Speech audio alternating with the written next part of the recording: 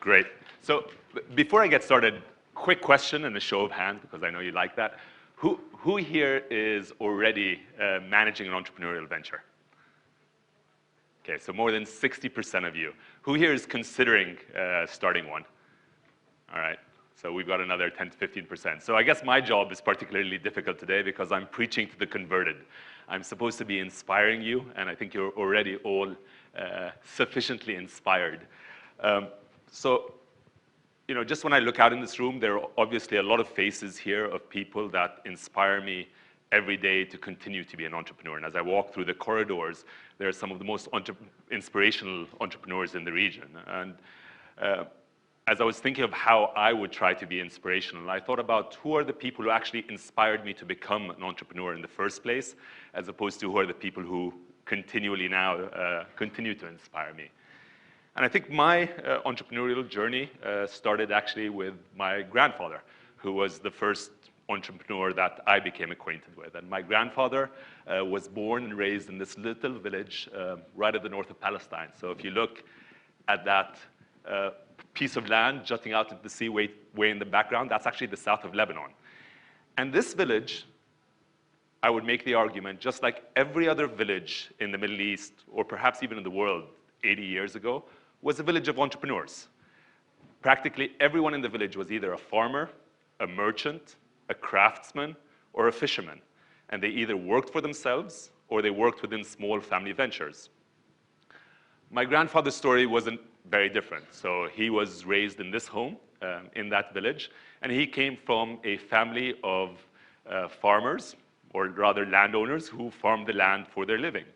And I guess what made his story somewhat different is that in 1948, under the threat of violence, he and his family had to leave that home and were never able to come back again.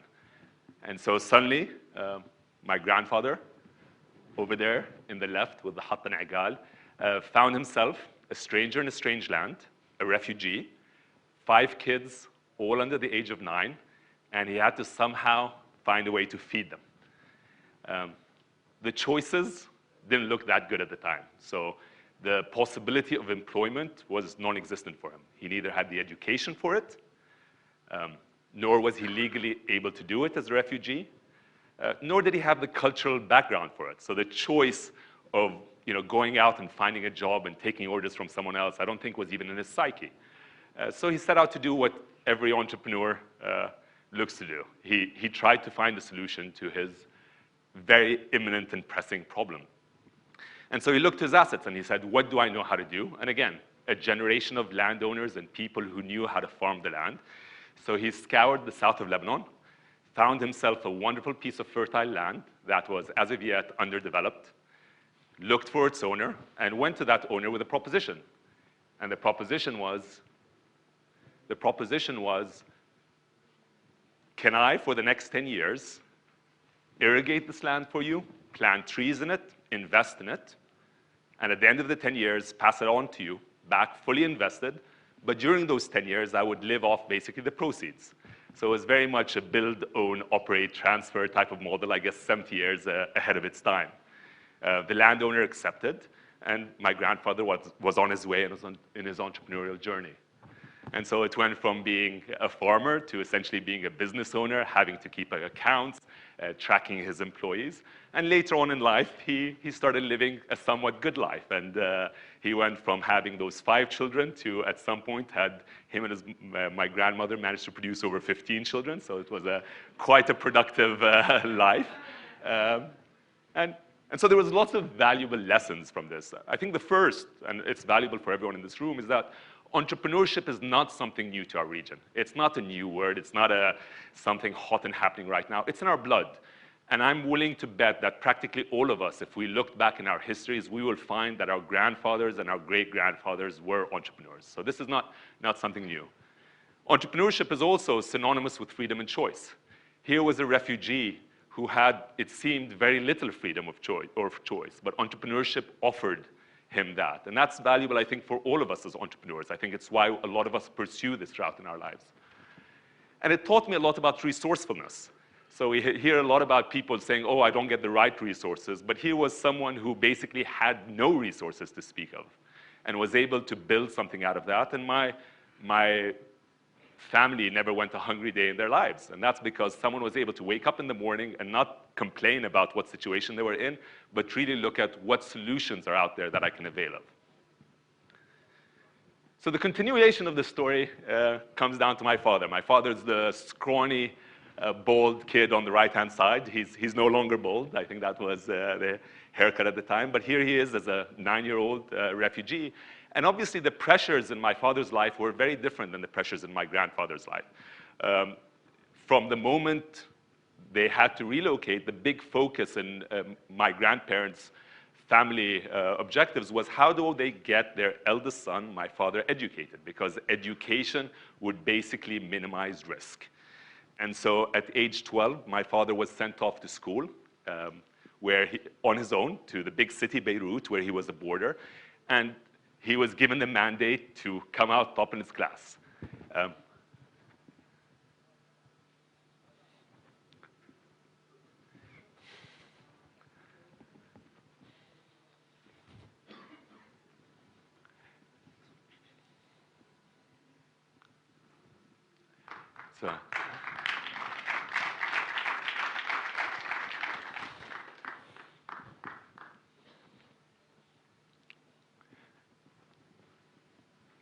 So what's inspirational about this is, he went on, got his degree, and did what he had to do. And in this case, what he had to do was find employment. And what was interesting was big companies were just showing up in the Middle East. So what was great is he was able to take on that responsibility and minimize that risk. My father, from the point of graduation, had to take care of his siblings, of which there were 15, had to take care of his parents. So it was actually a wonderful journey. But I think what made it most interesting was you'll see about 100 images of those of my father looking out into the horizon thinking, how do I get to where I want to go? How do I become the entrepreneur? And the beauty is, in spite of all of these responsibilities, he managed to take away every penny he made and went on and built a very successful business and put us all through great universities, of which we're very proud. And so I think,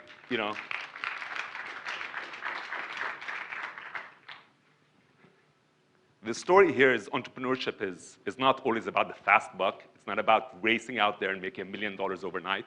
Oftentimes, it's about hard work, resilience. It's about fighting the odds. It's about really believing in something. It's also, and I think this is a lesson in life, that I've never heard my grandfather or my father lament the difficulty of their situation. In fact, they always wore it as badges of courage. It was all about the wonderful experiences they had and all of the challenges they had to take on. And so what I learned is success needs no excuses. I continually hear in this region about, oh, if the government did this for me, or the government did that for me. And I tell you all, the government doesn't need to give you anything. Your success is about you. All of our success is about us. And if we go out there and we put in our effort and our hard work, we will get the results that we want. And I think this was a very eye-opening lesson for me. So off I went to university with those sort of role models in my life. And obviously, I started hearing about these wonderful, almost mythical stories. Larry Ellison, Steve Jobs, Bill Gates, all of whom dropped out of universities, went off to build these massive empires, and became immensely successful. While they were great stories, to me, I couldn't really connect. They were almost mythical. They were out there. We heard about them, but what did it really mean to Rabea Ataya? Until a friend of mine, my closest friend at university, Steve Ramirez, who is one of the most intelligent human beings I've ever met, senior year, in spite of getting tons of offers from the best corporates in America, goes off and joins this company called Trilogy Software that I had never heard about. It turns out that not only Trilogy, but half my engineering class, all of the smartest folks, all went to that same software company. So I was obviously curious, what is this company? Turns out, Trilogy was started by a person with us at university. So there was a gentleman called Joe Lamont who, junior year, in spite of coming from a very privileged background, having done very well academically, decided he had had enough of school. He no longer needed to be in university. Seemingly crazy at the time. Why would someone decide, they're top of their game, that they wouldn't want to be there anymore? Convinced a few of his friends to do the same. They picked up the phone, and started calling up the Fortune 500 companies in the US and saying, hi, we're a bunch of Stanford students, we're doing a research project, and we're wondering what type of software do you guys need? One of the calls they made was to Boeing, and they called up the head of technology in Boeing, and said, what do you guys need? And Boeing said, well, listen, one of the most complex things we have to do is configure planes as we're selling them. So there's so many different parts and so many different ways to build a plane, and they all affect the cost of the plane and the delivery time. So we would love a sales configurator. And so Joe, legend says, asked, how much are you willing to pay for something like that? And supposedly the response was north of $100 million. And so Joe shut the phone. A couple of months later, project was delivered, $100 million in top line, over $90 million in profit. And so this was an unbelievable story, but it taught me also a lot of very valuable lessons. Entrepreneurship is not about the great idea. You don't have to wake up one day and click your heels and say, I found it, eureka. It's about listening. It's about listening to where's the pain and what service can I offer to actually help people out. It's also about great execution. What made Joe extra special was he was able to very, very quickly build this product that Fortune 500 companies thought was seemingly impossible to build. And he did it with the best people around. So for a startup to be able to hire Stanford's top engineers in 1 year without having gone public or without having made a ton of money was just almost an impossible feat. But he realized to have great success, you needed great people. And then Joe's story is also about risk. And entrepreneurship is always about risk. He took the risk of dropping out. He took the risk of starting this new venture. And interestingly enough, he wanted to ingrain this culture of risk across his organization. So I remember Steve would always tell me once a year, Joe would take the entire staff of the company off to Las Vegas to gamble so that they learned about the value of risk. And I think that's something we should all learn also as we're looking out at our entrepreneurship stories. So when Steve went off to Trilogy, I decided that I wanted to pursue a short career in investment banking. And my logic was I always wanted to be an entrepreneur, but I wasn't quite sure how to tackle it. So I thought investment banking would be a great opportunity to see wonderful entrepreneurs who are successful either going public or buying and selling other companies. And the very first deal I worked on was actually this company called Remedy. And Remedy, I don't know how many of you are familiar with it, but Mejdi, are you here? So Mejdi knows Remedy very well because he managed to make quite a bit of money on it as opposed to me. Remedy became the hottest IPO of that year and continued to grow and become a really impressive company before it was finally bought out. But Larry Garlick, who was the CEO and the founder, had a very interesting story. And I got to learn this story just hanging out with him. And his story was, he graduated from university, joined Hewlett-Packard as an engineer, and for the next several decades was a dutiful, loyal employee of this large multinational company and was extremely happy. And it seemed he did not have an entrepreneurial bone in his body, had no desire, had no inclination, never really looked at it. And one day, his boss comes to him and says, Larry, we're moving your division from California to Washington State. So being the dutiful, loyal employee, Larry goes back to his wife and says, we're moving. To which his wife says, not over my dead body. So he looks at her, and what are you talking about? I raised my kids here. Our friends are here. This is our house. We're staying here. If you want to go, you can go on your own, but I'm staying here. And so Larry suddenly found himself, after several decades of work, out of a job. Figured, what do I do next? Started picking up the phone, asking his friends, what do you guys need? Came up with a concept for a help desk software, which became the birth of Remedy. And 3 years later, as we were taking him public, he was going to be worth several $100 million. So here's someone who didn't even have an inkling of wanting to be an entrepreneur.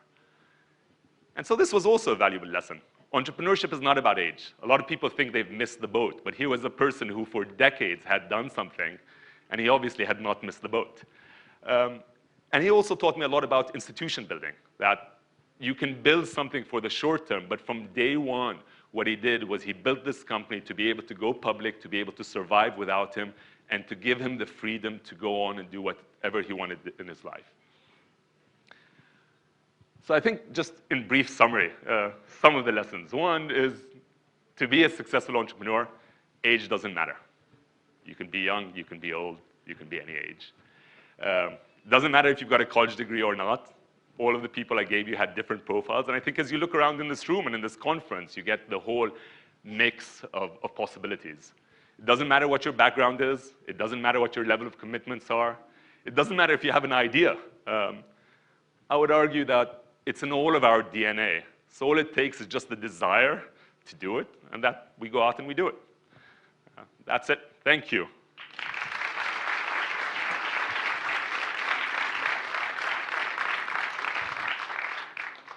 Questions, comments, concerns? Go ahead.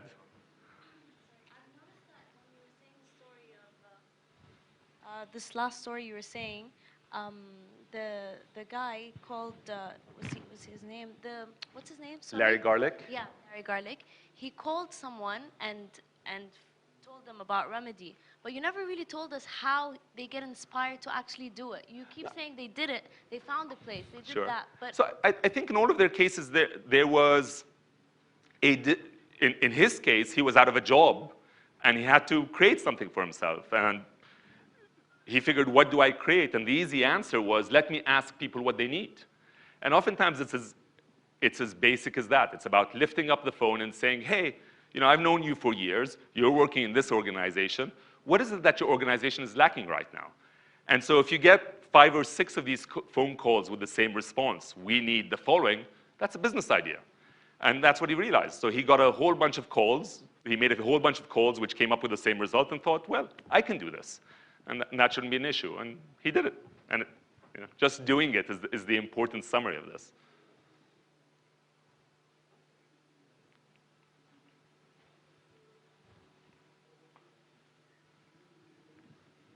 Rabea, how do you think about risk? I mean, you're obviously a successful serial entrepreneur. You've done a couple of things, and I'm sure you've had to make difficult decisions along the way, decisions of which you weren't sure about the outcome. So how do you think about the risk before you go out and make big decisions, whether it involves investment, a key hire, letting someone go in case they're not performing even though you care about that person? I mean, it can cover any of those things. How do you think about risk?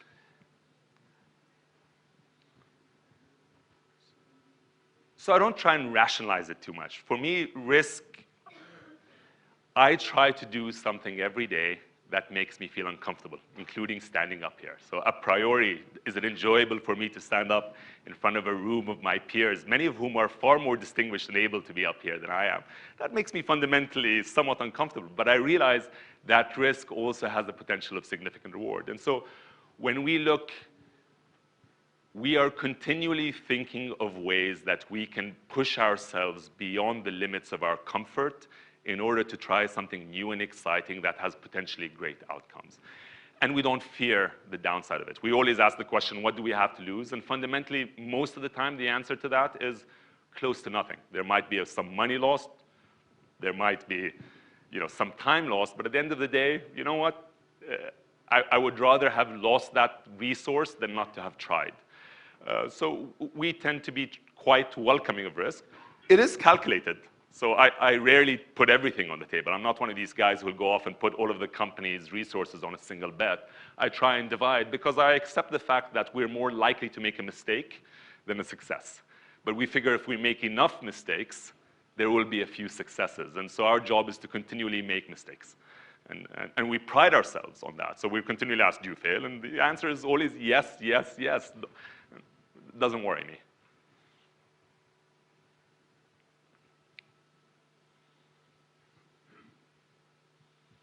Hi, Rabea. Hi. I just wanted to get your take on what is your management style.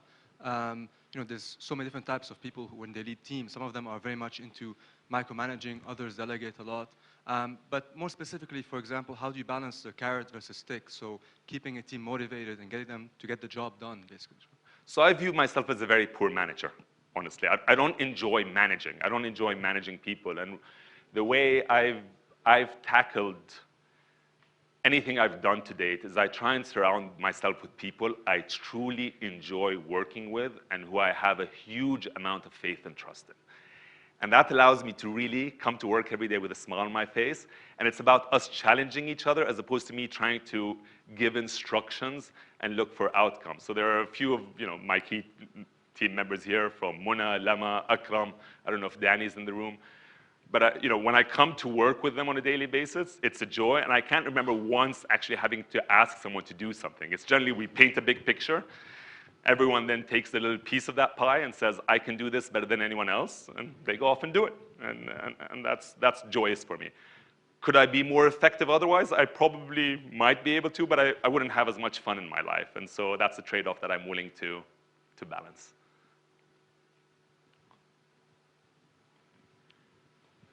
Hi. Ahlan Samer. Thank you. I'm not sure. I can hear you. Sure. Now? Okay. It concentrates on the successes, not the failures. So like, your grandpa, basically, he asked for this piece of land, and the owner said, yes, take it. The Larry X, he said, do you have problems? And these people say yes. So if the piece of land wasn't granted and there wasn't any problem, I'm out of the job. So I think the answer to that question is, it's very easy to pick a start point and an end point and draw a line and say, wow, look, that line is smooth. But the reality is no line in any of our lives is very, very smooth. And in hindsight, it looks great.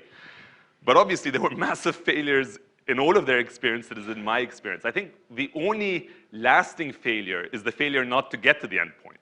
So no matter what happens in between, you just got to wake up every day and realize, you know what, today's a new journey. So if I look at Bayt, you know, we've incorporated and bankrupted entities in a country like Saudi 4 or 5 times because structures didn't work and because bad things happened to us. But in hindsight, everyone says, wow, you've been in Saudi for 10 years and you guys are doing very well, et cetera. But if they look at the number of gray hairs that operation produced in and of itself, it's massive. So I think the failure is not continuing the journey. But as long as you're persistent and resilient, and I think those were the stories of my father and my grandfather, was validating the fact that you got to wake up every day, no matter what the odds are, smile, and take on the odds. And I think that's important. And if you ever turn away because you say, oh, government said no, you know, our philosophy, and Akram, you know, as our CTO, and he'll speak about this, we'll always have discussions like, oh, look, there's this rule that can potentially stand in our way. What should we do? And the answer is never ask for permission. Let's go ahead and do it. If someone slaps us on our hand, we'll say, we're sorry, we'll find another way. So you got to keep on trucking, I feel. Hi. Hi. I'm a student from the American University of Beirut. I just wanted to ask you, throughout your career as an entrepreneur, have you ever been careful not to express all your ideas, fearing that others will take it, or, I mean... No. And are there any ways to protect like innovative ideas? No, and it's irrelevant, we find. You know, if you take a look at every successful entrepreneurial story that I personally know, it's almost never about the idea. The ideas are a dime a dozen. Everyone has a great idea. Execution is what makes the difference. So, you know, how many successful construction companies are there in the Middle East? You will find that the vast majority of people who've made significant wealth in the Middle East have done it through construction. Is there anything original about that? Nothing. Primarily, they do it as a result of great execution and great people. So we feel we've always been unabashedly public about everything we're doing. And because we feel, you know what, if someone can do it, if it's as easy as just the idea, then we shouldn't start.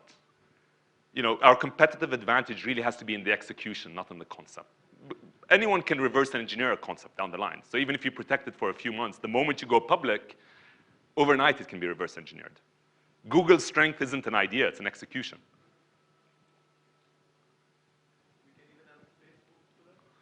I would say anyone. I mean, look at the number of people who try and reverse engineer Facebook. I mean, in the Middle East alone, there were a whole bunch of ideas. Yeah, I don't worry about idea protection.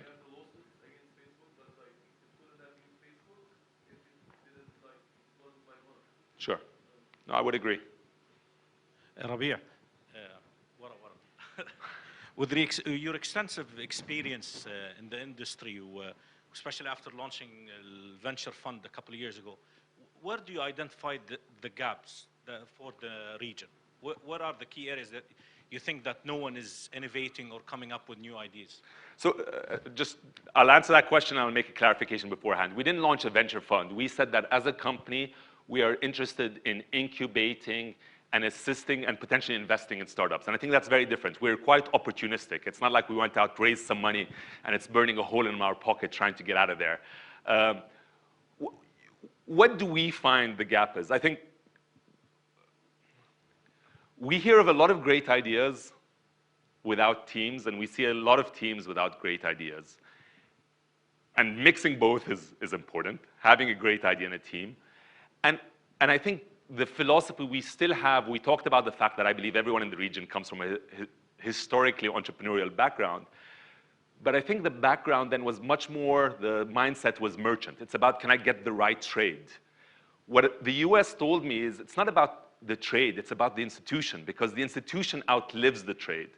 And I think that's not in our mindsets yet. Most entrepreneurs I speak to say, you know what, I'm gonna build this, and in 2 years I'm gonna flip it, and I'm gonna be worth $50 million. And we're like, thank you very much, have a good day. We're not interested in that. We're interested in someone who's saying, you know what, I wanna build a phenomenal company that 20 years down the line, 100 years down the line will still be in existence, will still be growing, can grow independently of us as founders, and that's what we're aiming to do. And oh, by the way, if it does go public or if it does get sold, it can still give us good returns. That mindset is not yet pervasive, and we always talk about in several countries we've been in, we've seen very successful entrepreneurs who've said, make hay while the sun shines. Their philosophy is take the money while you can because you don't know if you can tomorrow. And we feel that's a shame. It's not constructive to the region as a whole.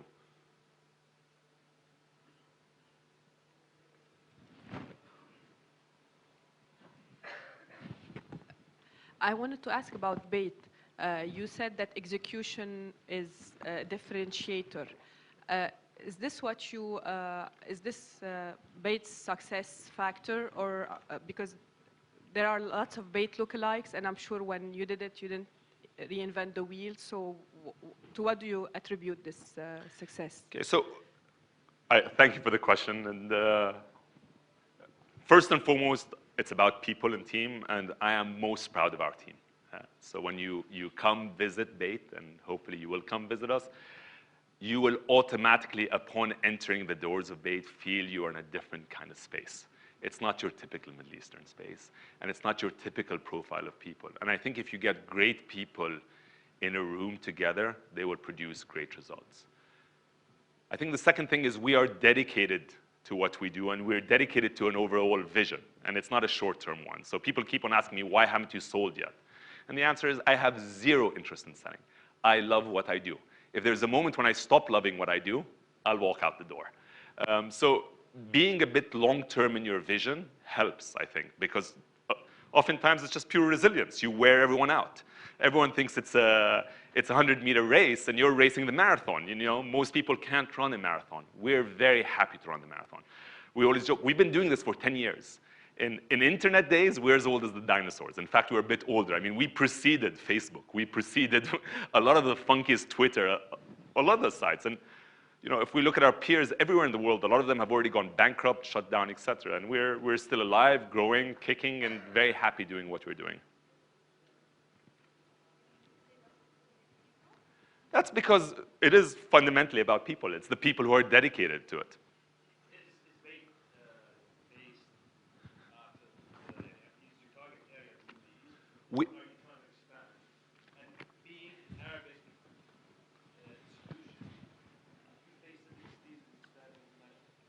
So we're focused on being our vision, and it's hanging on our walls, is being a globally admired and respected Middle Eastern institution. So we want to be an institution. We want Rabea to be irrelevant. Most people who've interacted with Bayt.com, the 5 million or so job seekers, don't know me. And that's by design. We want to be institutional. We want to be truly pan-Middle Eastern. So as you go through the Middle East, most people believe Bayt is from that place. You go to Jordan, they think it's Jordanian. Saudi, they think it's Saudi. That's also by design. And our focus is, for us to really produce something that comes out of the Middle East, that anywhere in the world people recognize and say, wow, that's a Middle Eastern success. I mean, we always make this joke that Nokia came out of Finland, a population of 5 million people. And it's a globally admired and respected organization. We have 300 million people in the Middle East and North Africa. We should be producing hundreds of Nokias. We're not. And we'd love to be one of those. We're not there yet, but that's what we strive for. That's the vision that keeps us together and keeps us going. Hi. Hi. Concerning the teamwork, you spoke a lot about teamwork, and if the team is solid together, it could produce well. What do you do to keep the team together and make sure that when you hire an employee or recruit someone, he's going to stay with you and be with you? So my interviewing style, personally, is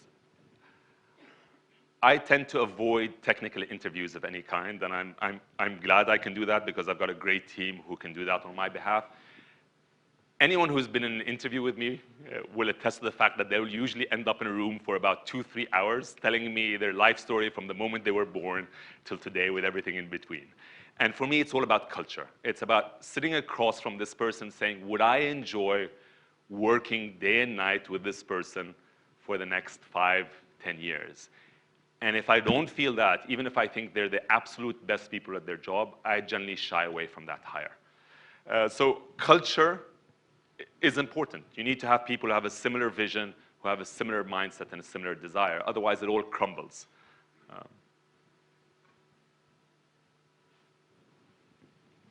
Rabea, unfortunately, we're Okay. running out of time. Great. We can no longer take questions, but Rabea is around, so if you want to Thank you. catch him in the Thanks. corridor.